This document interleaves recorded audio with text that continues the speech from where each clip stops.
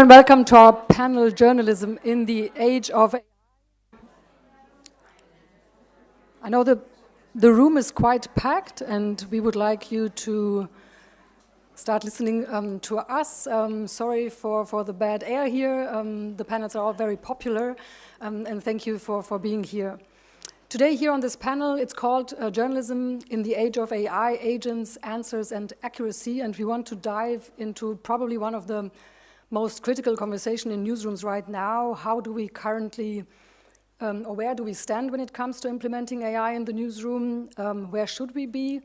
And mostly, how can we harness AI, its tools, productively in our newsrooms while staying true to the core values, of course, of editorial integrity and accuracy? And maybe most interestingly on this panel, what are maybe blind spots, things that we don't see and also cannot see, because in the end we are all journalists.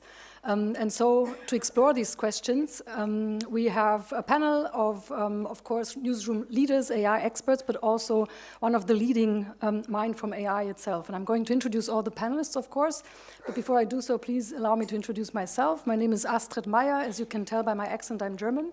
I am Deputy Editor-in-Chief at DPA, Germany's largest independent newsroom agency, and your moderator for this session. And my panelists are Richard Socher. He is the founder of AI companies U.com. He is recognized as having brought neural networks into the field of natural language processing and inventing the most widely used word vectors and contextual vectors, which is Latin for he basically invented prompt engineering. He has over 205,000 citations and served as an adjunct professor at Stanford University, and U.com is also a business partner for DPA. Hi, Richard. Yeah, great to be here. Hi, everyone. With us on screen today is Gina Chua. Gina is the executive editor at Semafor, a new global news outlet out of the US. Gina unfortunately could not travel to Perugia this year, and she's joining us remotely from New York, which what we are very happy about. Hello, Gina. Hi. And for those of you who don't know Gina, prior to joining Semafor, she was the executive editor at Reuters, which is the largest independent news agency in the world. And Gina also sits on many impressive boards, for example, at the Pulitzer Prizes. And last, but of course not least, we have Charlie Beckett, Professor Charlie Beckett, to be more precise, here with us. Charlie is the founding director of Polis. This is a journalism think tank in the Department of Media and Communications at the London School of Economics and Political Science, LSE better known, and he's also leading the Journalism AI project and the Journalism AI Fellowship program there, something that probably a lot of you have already applied to or are thinking of applying. And with this, my first question goes to you, Richard. Since you are the expert here on this panel, what are maybe the fundamental capabilities of large language models that you think journalists in particular need to understand to use them really effectively in their everyday work in newsrooms? Yeah, that's a big one, so it'll be a slightly longer answer. But I think there are two groups. There's sort of external and internal efficiency.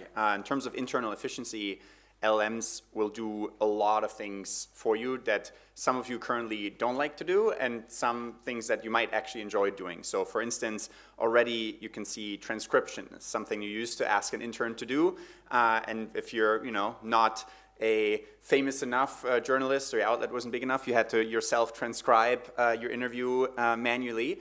AI is doing that already now. AI will translate better and better for you, and large language models especially, but it gets more interesting also because it can do research for you. It can go through hundreds of different websites, find more and more facts, cite them properly, and then work for you to do research that used to take you days, now takes you hours. In fact, we hear that exact quote, work that used to take me days now takes me hours, from some of our customers like Wort- und Bildverlag, a German pharmacy magazine with like 30 million readers or so. That's the internal efficiency, and we can talk about that for a lot longer.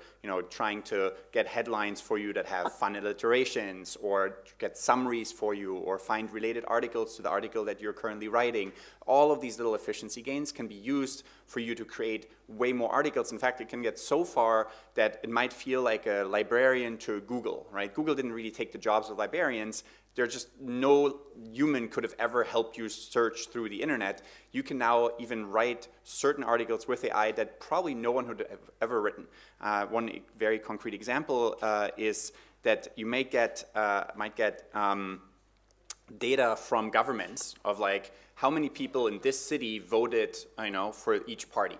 And now not each city, especially if it's like, 5, 10, 20,000 person city, might have a journalism that will write just for that city. But you can have AI impartially like start writing articles at granular levels that you may not have ever done in the past. So that's for internal efficiency gains. And then externally, there's also a lot of, I think, even more potential in the sense that it can help create more revenue for outlets. You can have very personalized recommendations for which articles to read.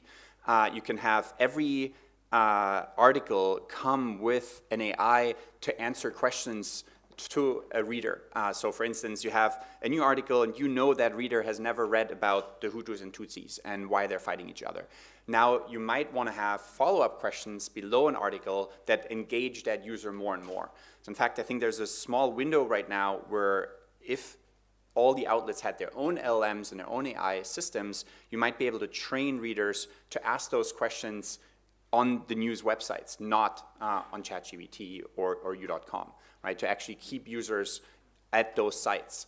And then there's sort of one last level where you might say, well, if I know this person has never read about this conflict or has already read 20 articles about this very conflict, maybe even the articles themselves can start to be personalized, right? You have a much longer introduction to a new conflict if that reader has never read about that conflict in the past. And so you need to start thinking about the text that you produce as sort of a core part of the text that adds some new piece of information, but it might be sandwiched with summaries that are coming from the AI or introductions into the area that might also come from the AI and that you learn how to guide. So I could talk for like a lot longer on it. I think both externally and internal efficiencies, there's a ton of different use cases that AI will enable. Mm-hmm.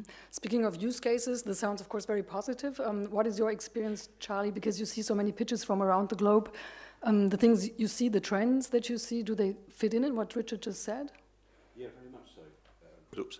Very, very much so. I think I should say that what I'm speaking about, it's not just my opinion, it's based very much on the project that we've been doing since 2018.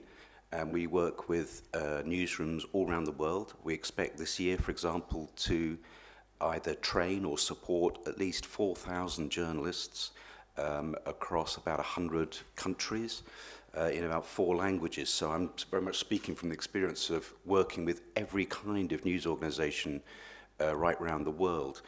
And what I think is the first thing to say is it is now ubiquitous. Everybody in this room has been using generative AI in the last year. Even if you don't think you were, you have been. Anybody who's ever, for example, used Google search, you are using generative AI. And I think that it's important to understand that it's ubiquitous in the world. All your readers or viewers or listeners will be using these tools to some degree. So it's kind of weird if journalism isn't. And the fact is, journalism is. We've got to a really interesting point. Before, going back to 2018, organizations like Reuters or DPA and so on were perhaps using it for very boring, large-scale tasks, very simple tasks, machine learning and so on, or going through, big caches of documents. But now there are so many more use cases because of generative AI. And if you read about generative AI in the newspapers, generally speaking, there'll be stories about, oh my God, somebody used it to write an article and it was full of mistakes. Writing articles directly to publication, certainly sophisticated articles, is probably the least useful use of generative AI. There's so many other aspects, and again, if you go to our website, you'll see loads and loads of examples. So right from the beginning of news gathering, finding out what's happening in the world, trying to filter the vast amount of information flowing around. It's impossible to keep track of all that. Well, AI can help you with that, with the actual content production. And most of this is about things like reformatting. You've written a brilliant piece. Well, let's turn it into audio, or let's turn it into video, or let's do a shorter version for people who are in a rush, perhaps, or let's do a version in different languages. So suddenly your journalism work can be amplified and expanded. And perhaps I think the most important use case in some ways is about audiences, because I love coming to this conference because I see dedicated journalists who are curious and they're expert and they're committed and they're creating great content, but does anybody consume it, or do enough people consume it? Because they've got so many choices, there's so many other things they can consume online, etc. Why would they bother with your journalism? So I think it's so important that your content is in the right format for people, that it's delivered in a relevant way to the right people at the right time. And AI can be incredibly helpful at doing that, and of course also then getting revenue from those people as well. So in that sense, I think we've seen a shift from AI being a kind of geeky thing that people would do, at the side of the newsroom, if you like, down the corridor, into something that every single journalist is now using. And I think we've got to a really interesting stage as well, where in this kind of hype cycle, and by the hype I mean both the negative hype, it's going to take all our jobs, or the optimistic hype, which is, oh my God, it's going to solve all our problems. No, it's not. Journalism faces massive, massive problems. I don't have to tell people here about that. AI is neither going to solve all those, nor is it going to replace journalism or journalists. But we've got to this stage, I think, where people have got, well, they're still experimenting a lot, and they should continue to do so, but people are starting to use it regularly, every day, and starting to rely on it. And what they're finding is, certainly, as Richard said, there's efficiency gains. There's also gains in terms of new things that you can do, more creative uses. Just for an example, I talk to a lot of journalists who use it as a kind of brainstorming thing. You've got to write that story again. There must be another way I can do this. There must be a different angle or a different source that I can go to. Well, you can use AI as a kind of brainstorming device. But people are they're very excited about it. They're finding it's very effective. But there's also a lot of friction. And I think that we're all finding out what it can't do as well as what it can do. And we're also finding out that in some situations, it's much better for you to do it yourself, that you should not rely too much on that technology. And this is, in the health sector, this is called the lab to clinic problem, that you can devise a brilliant AI tool, for example, to do medical diagnostics, and it works brilliantly in the lab. And then you take it to the real world, into the clinic, and suddenly there are these human beings, and they're all uneven and weird, weird patients who have got not quite the right symptoms, and the clinician perhaps is in a rush, and they don't quite know how to use the tech, so suddenly the AI becomes less useful, and possibly even a distraction. So I think we're at that really interesting phase now, where we're sort of got over the hype, and we're now facing up to the reality of it. Mm-hmm. So distraction versus being useful, I think that's an essential question. And at least from the outside, Gina, Semafor seems to be very tech savvy, and you were one of the first who publicly announced that you are introducing a new AI-enhanced tool or a workflow solution called MISO, and we can talk about what it is later. But first of all, how do you decide where and if to use AI in your newsroom? What is your decision matrix? Does it have to make it cheaper, faster, better? How do you decide where to use it? So let me try and answer sort of that question and the question you didn't ask me, because I want to answer the question you didn't ask me. This is the standard journalist trick. You know this one. So look, I mean, right now, I think as Charlie points out, it's not entirely ready for prime time, and we're using it for mostly internal efficiencies, as explained earlier. And and I think that makes sense, right? It's a really good proofreading tool. It's a great copy editing tool. They'll find related stories for you much faster. It can do multilingual search for you, which is what MISO originally was.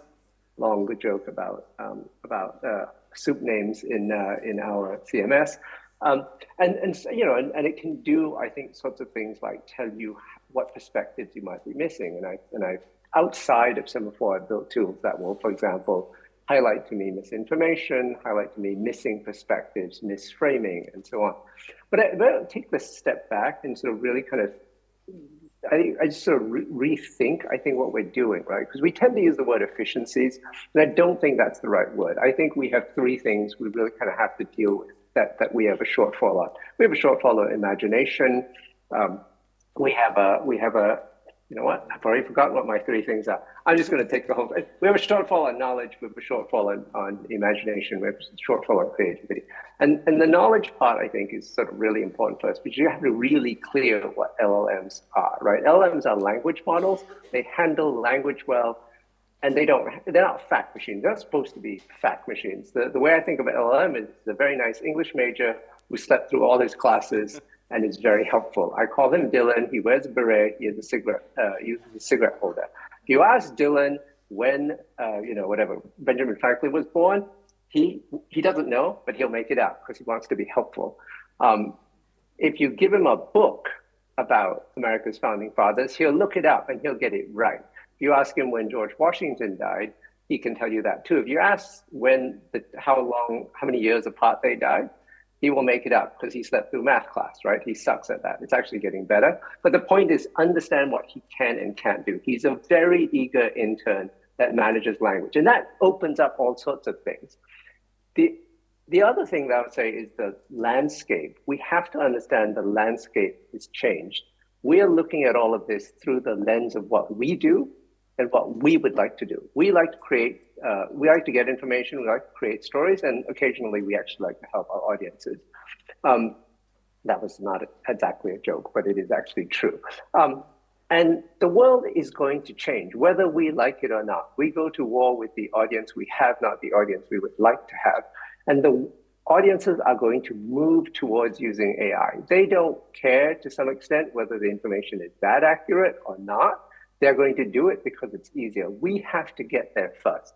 And so when I say we have a shortage of imagination, we have a shortage of imagination because we tend to look at our products in terms of how we can do more of what we do or how we can do what we do better, as opposed to what it is that audiences might want.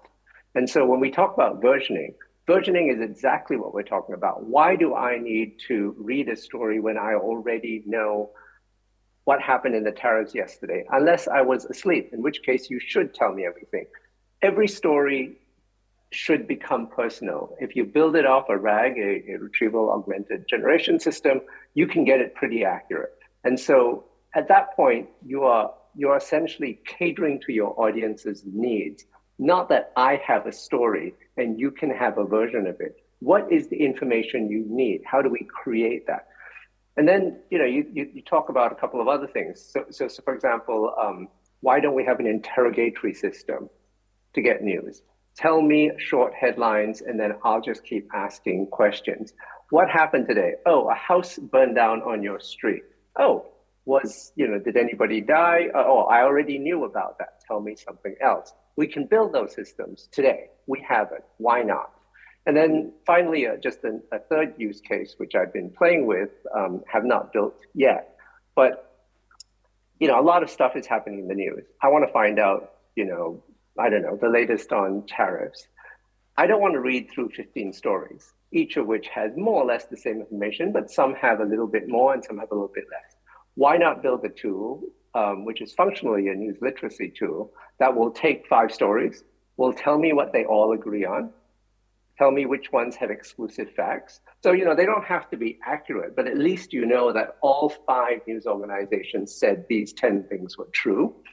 And then, organization 1 had this scooplet, and organization 2 had these 3 extra facts, and this one had 5 other facts. It's a very fast way of ingesting information. And then on top of that, because Dylan can read, it can tell you how those 5 news organizations have framed that story. This one frames it as Trump is a genius. This one frames it as Trump is, struggling. We can build all those tools. The whole point here is that we need to come to this from the frame of audiences, communities, people, and what they need, and redefine ourselves as the public service for them, not the industry that we want to do and what we want to do. Thank you very much for that. You just said there's a lack of imagination, what we can do with these tools, but we have a lot of imagination what can go wrong with these tools. So I don't know, Richard, listening to us, is there something maybe that we do misunderstand about how these systems work and how we think about it? Yeah, there may be maybe two things. One is, this isn't like a calculator or your smartphone that will basically be that hardware, right? It's evolving a lot. So even if you say, oh, right now it hallucinates 10 out of 10 facts, and then maybe 5 out of 10, and then maybe 2 out of 10, and then maybe 1 out of 10, like, you should extrapolate and realize at some point it'll be 0 out of 10 if there's enough excitement and interest and money and so on involved in making the technology more accurate. And this is something at u.com, we're the first to bring LLMs into like a search engine context. So if you ask like, how should I write an essay? It would, there would be an LLM widget above all the search results that would write that essay for you. How do I write this piece of code, like programming, software engineering? It will write that piece of code for you. And in the very beginning, those were like, okay, and then they got better and better and better, and eventually they took over the entire search engine, and search engines are getting disrupted too now through this. And so I think assuming the technology will stay where it is, and you're like, oh, I tried this LLM thing like 6 months ago, I don't need to try it again, it didn't work, and then you just discard the technology. It's just like discarding intelligence. Like, it just doesn't make sense. It will get better and better. That's the first thing. And then maybe the second thing is that the LLMs, and I don't know how helpful this metaphor is, but you can think of the LLM a little bit as a CPU, the CPU of a computer. The CPU is only useful if it also has RAM, it also has an Ethernet connection to the internet, it also has a hard drive, and you need to put all of that together. The LLM is kind of the reasoning engine, if you will, but an LLM is only as good as the search engine, for instance, that you connect it to. If I ask an LLM, oh, what's new with Trump, and my search engine pulls articles from 6 years ago and puts those into the prompt of the LLM will say, oh, he just lost the election or something, right? And so the LLM has no sense of time. This is all stuff that you feed it into your prompt, and the prompt can be you prompting it to say, sound very professional, or sound very jovial, or write everything as a haiku, or as a rhyme, or as a poem, whatever you might want to tell it, right? That can be part of the prompt. But the main facts that are relevant for the LM can also be put into the prompt. And what's exciting here is that, from the first one, which is they're getting better and better, what can be put into the prompt gets longer and longer. And eventually, you can put thousands of pages of PDFs in there. They don't even have to be like textual PDFs. They can be images, and then it'll do OCR on everything. And you can ask, like, find me all the interesting facts on these thousands of pages. Also go on the entire internet and cross-reference all these facts, and then give me an answer. And that is not currently quite possible. Like, we do it for you as custom sort of partnerships at u.com for publishers, but it's not like out of the box you can just drag and drop like 5 gigabytes into the browser and it'll just work as is. And so the technology evolves, and LLMs are one piece of an AI system usually, and all the different pieces are getting worked on right now. Still, I think accuracy, of course, is one of the most important things in journalism, and we built with your technology a private RAG. We call it a research assistant. So just imagine you are a DPA customer, and in the morning you come into the newsroom and there something happened in the US and you don't know exactly what it is. So you could just ask it a question, and then the system would retrieve information from the DPA archive, but also from the current newsfeed, and give you a short summary depending on what kind of question you asked. It can also do a listicle, it can do even an Excel sheet and things like that. And I think in the beginning, to share some insights, everyone was thinking, we just push a button and then magic is going to happen. And it's going to be 100% right all the time, and we need to, or we have to, or we can trust it fully. And of course, that was not the way it was. It was a much bumpier road, and we had to work together and then to design many things, guardrails and safeguards and whatever.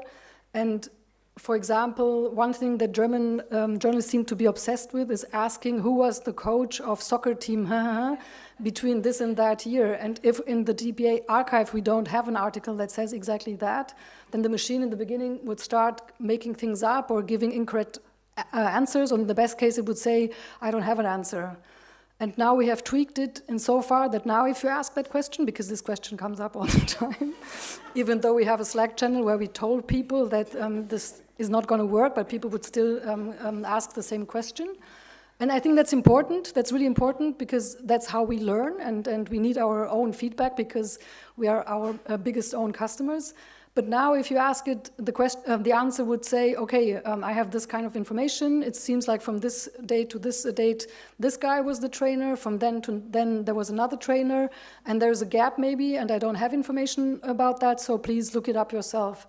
And it sounds very logical now, but this was really a process that kept us really like doing Slack channels and crisis communication. And it's in hindsight, I can laugh about it, but I think it's also you really need to be very considerate about communicating, getting people on board, really making sure that everyone understands how it's working and how actually it's not working, and really manage your expectations.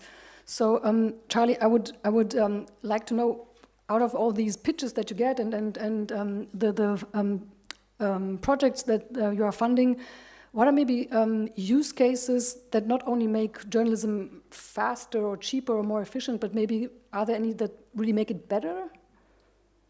Yeah, I think, I mean, as Richard and Gina both pointed out, there are kind of intrinsic limitations to the technology, you know, and therefore, you have to treat it. I mean, Gina used the example of an English major. I would say perhaps in a rather patronizing way, treat it like an intern, that it can be brilliant and useful and so on. But you do need to exercise the same checks that you would with your human journalism.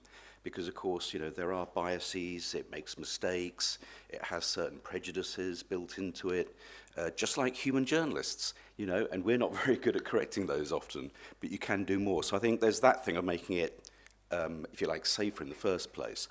But yeah, well, I mean, if you go and look at our website, you'll see people doing rather ambitious things. We've got a bunch of teams of journalists at the moment who are going to be publishing the results of their experiment in the autumn. We've got a big innovation challenge where teams of journalists around the world are also trying to build real newsworthy, news-operative products. And some of them, frankly, I'm, how can I put this, Mark? How on earth are you going to get this to work? He's trying to do live fact-checking. You know, not just fact-checking is tough, but the idea of using AI to do live fact-checking, I think is really, really ambitious. And, you know, I think your colleagues will be talking about this tomorrow, is it, or Saturday? And it's partly a technical fix. You know, it's about trying to keep, as you kept saying, iterating different prompts and seeing the results and then changing the programming and so on. But it's also about your interface with it. You know, it's the human interface, as you said, you know, the messages in the Slack channel. Don't do stupid things with it. Don't try and do things that it can't do. So there's a lot of ambition out there. But I think I agree with Gina that, yes, you can build sort of, if you like, sexy tech, complex tech for this, but a lot of it is just trying to do more to optimize what you've already got. You know, the biggest problem facing journalism, apart from being locked up or whatever, is you are creating content and it's not reaching the right people or enough people. And AI can optimize that content. And it's still quite a crude process. You know, we know where you live, so we know that you care about that house that's on fire, perhaps. But beyond that, it's a difficult, long-term challenge. But I think, yeah, there's loads of exciting things happening, and it's all on our website. Can you give us just one example? Well, I'll give you the one about live fact-checking. Language is really interesting. We've got teams working on indigenous languages in Latin America. And as we know, the AI is not trained on those languages. So they're doing really exciting work trying to build large language models in those languages that are, you know, operationalized so that they can translate stories and also discover stories and have proper, you know, conversations with that community. Mm-hmm. One maybe fact to add to that, which is a fundamental shift, not just for journalism, but for all knowledge work, is that all of you, all of the individual contributors in almost all knowledge kinds of industries are going to become managers of AI. And that is a fundamental shift. Like, you're going to all have your own intern, right? Your own Dylan, whatever you want to call it, right? It's an intelligence of some sort, and you're going to be able to manage it.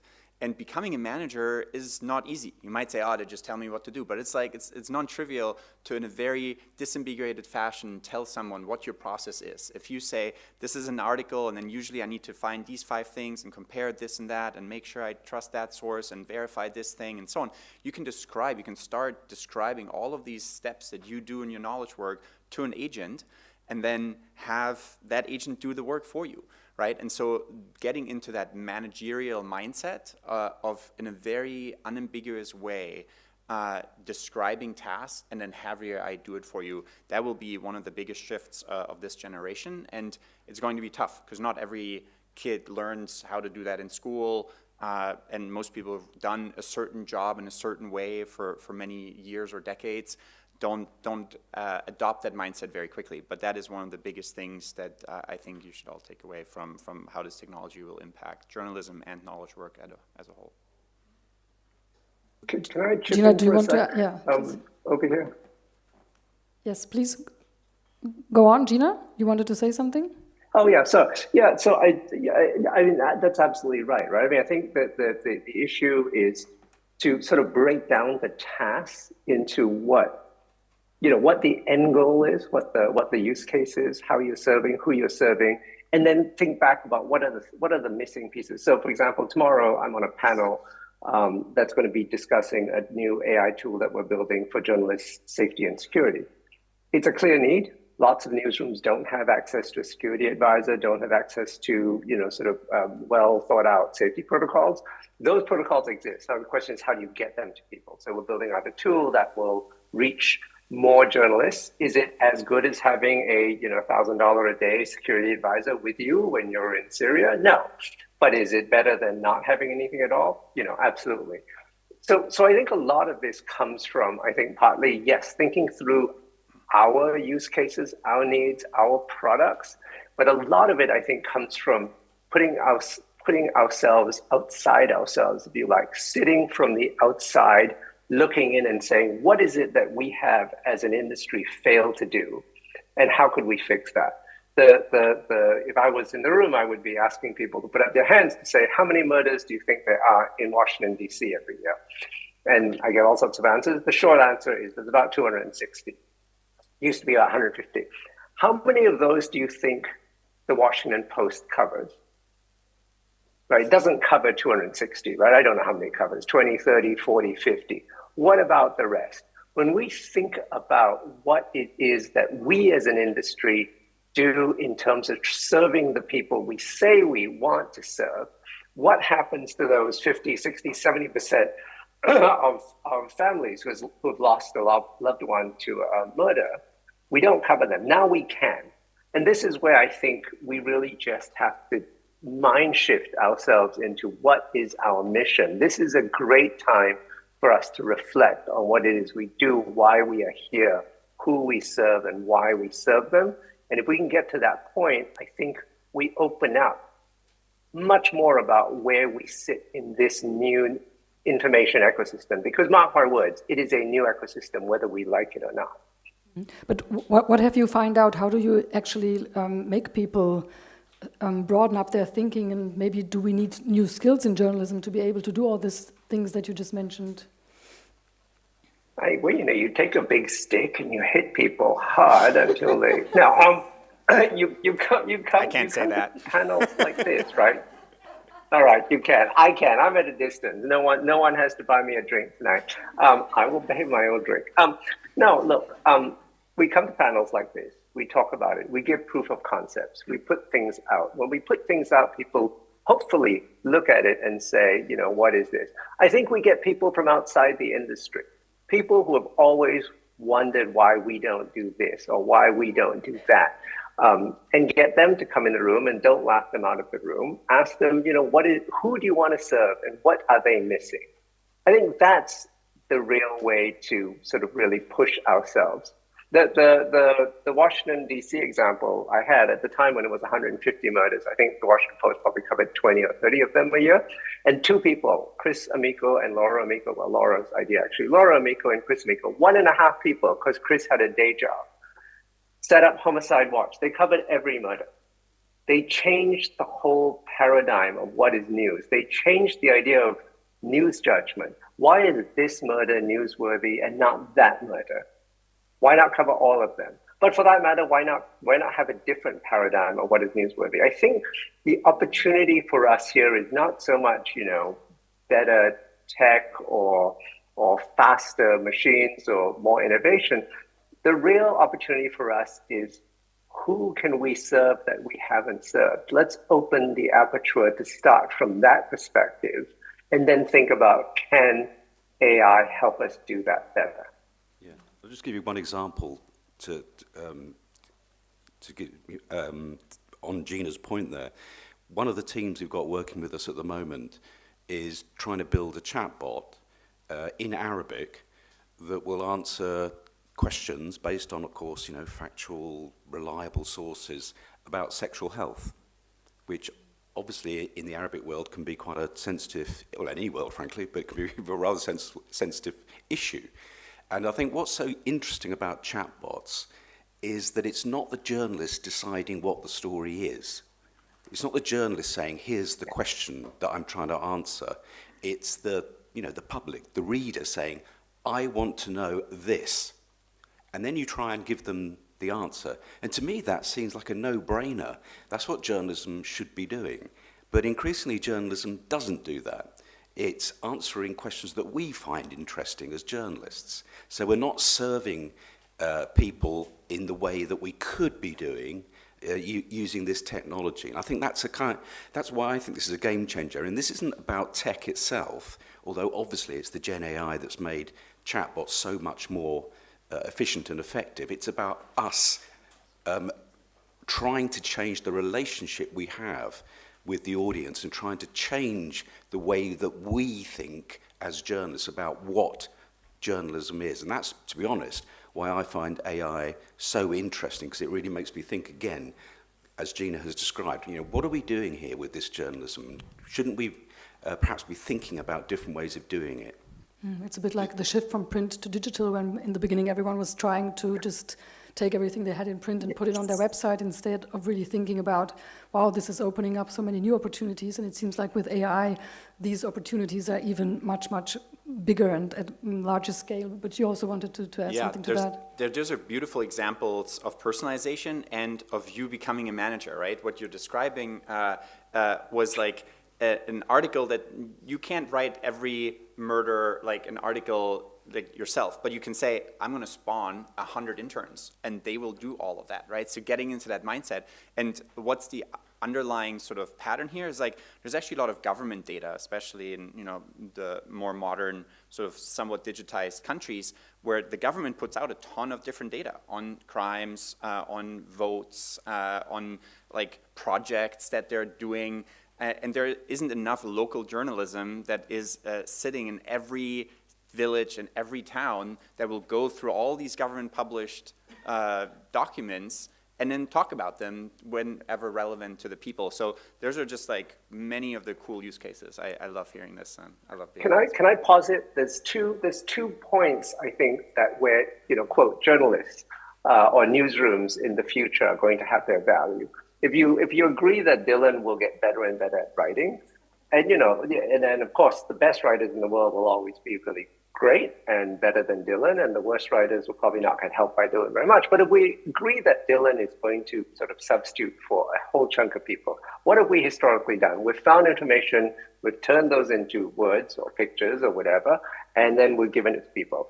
If we assume that that center part is going to Dylan, where do we bring value? And so, yes, there's a lot of government data, but there's also data that we collect and we can build. And frankly, from a business perspective, that's a competitive moat. If you go out and you have proprietary information that you can feed into your LLM that creates value, that's something. So part of it is, at heart, a lot of what we will do, I think, is collect information, get information that's hard to get, or at least think about it or structure it or build it into a certain way. We'll think a little bit about what the product is, but at the end of the day, the other part of the relationship, and this reflects what Charlie has said, is that we'll understand, or we should understand, our community. our audience, the people we serve, what they need, whether Charlie lives on this street, Astrid lives on the other street, or whether you're interested in this or you're interested in that. What have you read yesterday? What other things might you be interested in? Owning that relationship and owning the underlying facts, that's where the value is going to be. The in-between thing of the creating the video or creating the stories or creating the words, a lot of that becomes much more ubiquitous. And so I think, again, thinking through that value chain, this is from a business perspective, right? Thinking through that value chain and where the value sits, I think is going to be a critical question. Yeah, that's absolutely a critical point. I would like now to open our discussion for questions from the audience. So if you have a question, please just raise your hand. We have a microphone here. And just introduce yourself briefly, and please also say to whom you would like to address your question. There's one hand over there.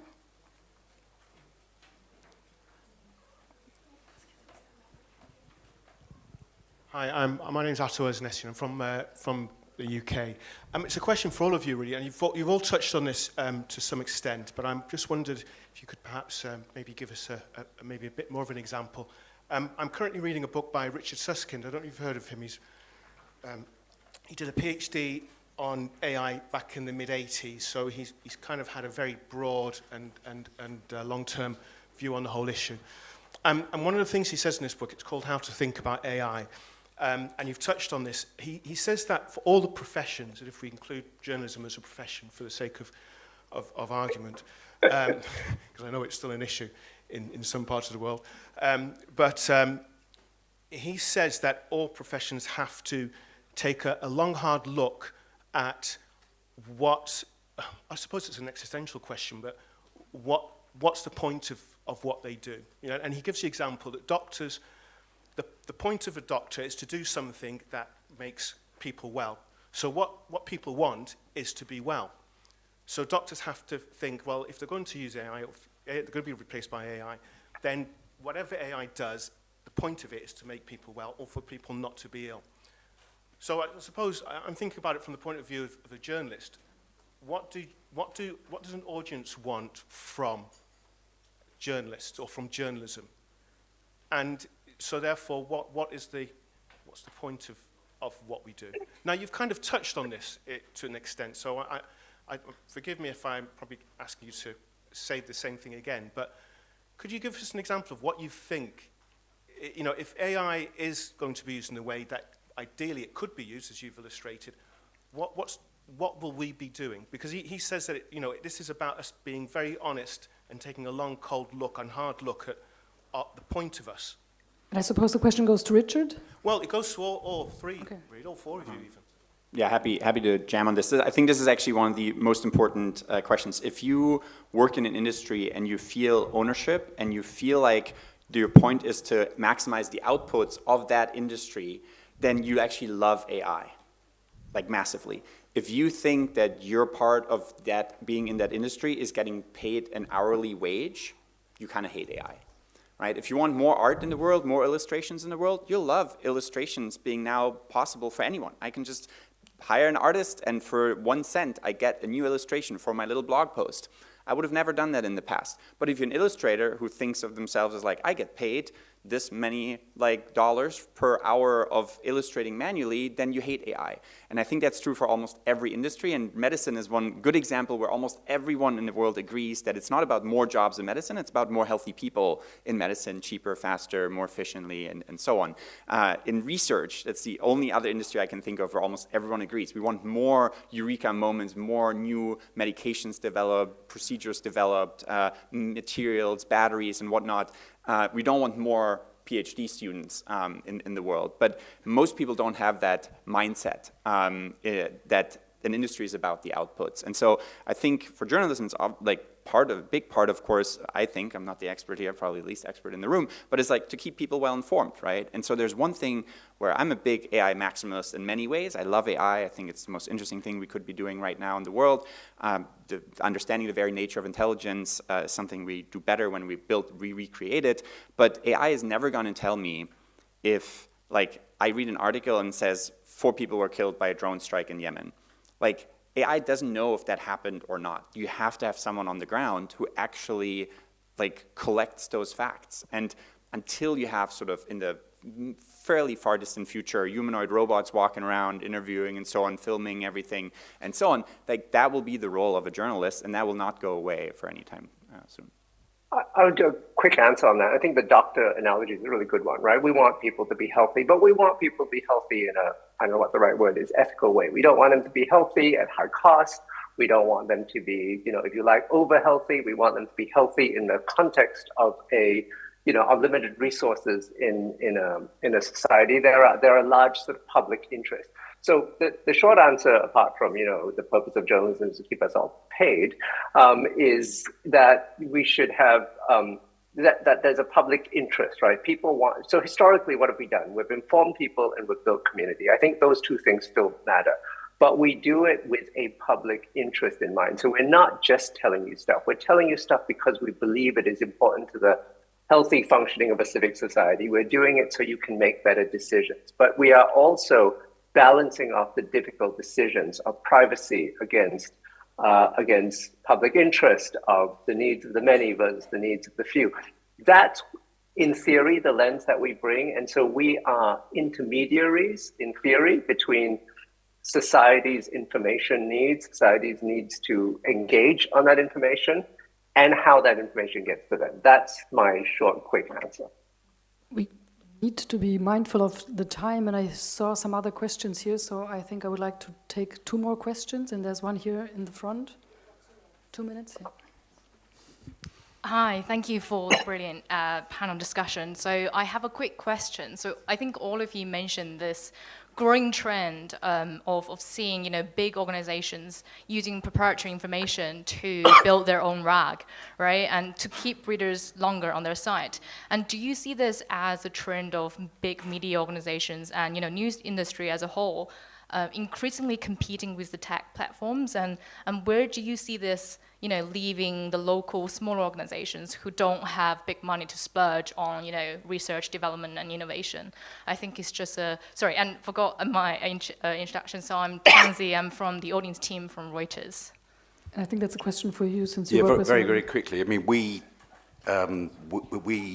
deliberately focus in our project on smaller newsrooms, and that means kind of less than 100. We also work with huge ones as well, like Reuters, but we focus especially on the smaller ones, partly because they are often the most interesting journalism entities in places. And actually, the point about Gen AI especially is that you don't need to be big to benefit from it at all. I mean, if you go through the website and look at the people doing Innovation Challenge and so on, they're all relatively small newsrooms that are able to do this because Gen AI is relatively easy to access. Of course, there are still huge inequalities. Reuters has got huge R&D resources. You've got vast amounts of data that you can play with. But the great thing I think about Gen AI is that anyone, even an individual journalist, can create their own. I mean, Ethan was describing the Google tools this morning, wasn't he? Where you as an individual journalist can have your own, if you like, database. You can have your own language models. You can have your own tools that are working for you. So I'm not saying that inequalities are eradicated. There are real-world inequalities that will always exist. But one of the most exciting things about this is you don't have to be huge to use it.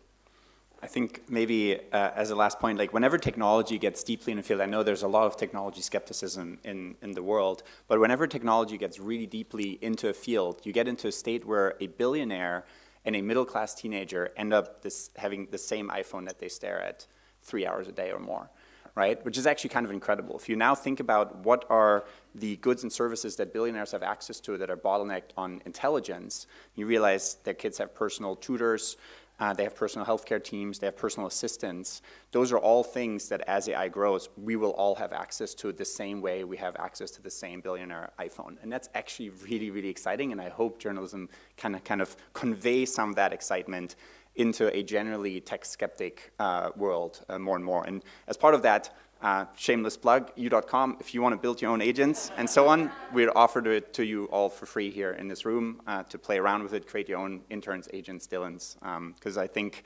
we'll all be better off as a society when journalists have access and really embrace that technology. Thank you very much. Unfortunately, we don't have more time. We ran out of time. Thanks so much for our panelists. Gina, thank you so much for joining in from New York and for waking up early. Thanks, Charlie and Richard, and of course, thank you for listening to us.